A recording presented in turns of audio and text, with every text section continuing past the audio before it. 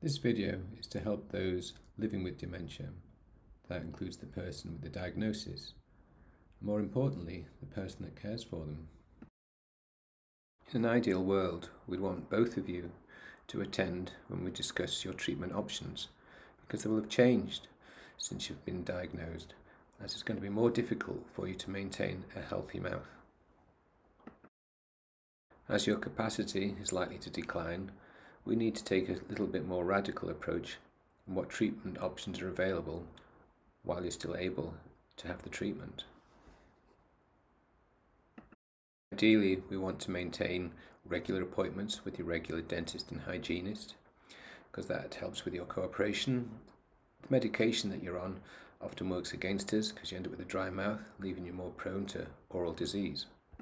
We all need to keep our fluid levels up and keep our mouth moist, but we don't get moist with sugar-laden drinks, and this video in the app explains why. As a carer, you may want to help maintain regular habits and get your person with dementia to copy you rather than you do it for them. Power brushes have been shown to be more effective than manual brushes, so we strongly advise these, and this is a different one, and it makes it far easier for you as a carer in the future to clean your partner's teeth. And you should get a prescription for higher concentration of fluoride in toothpaste, and occasionally you may need a mouthwash.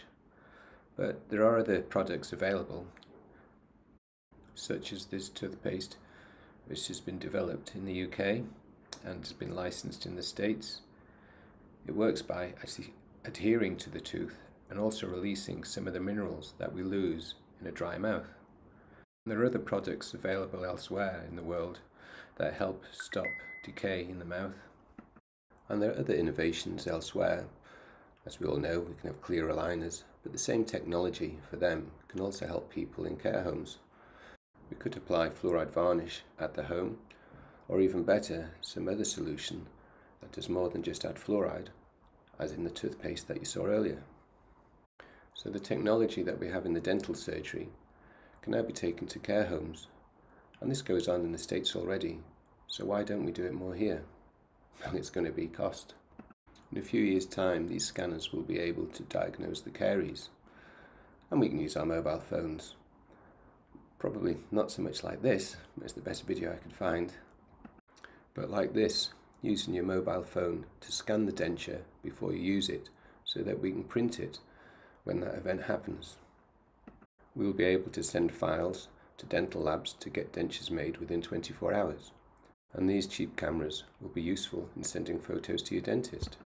The problems of poor oral health were highlighted during COVID, when elderly people were more likely to die because of their poor gum health.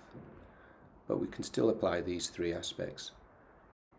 We spent 36 billion on track and trace, yet no one's done the follow-up research to see how many of these people come back to have their teeth taken out. We do not live in an ideal world where everyone can afford optimum treatment, but we really ought to be looking after this group of people a lot better than we are. So now, both these age groups are familiar with mobile phones and videos on them, so we should utilize them.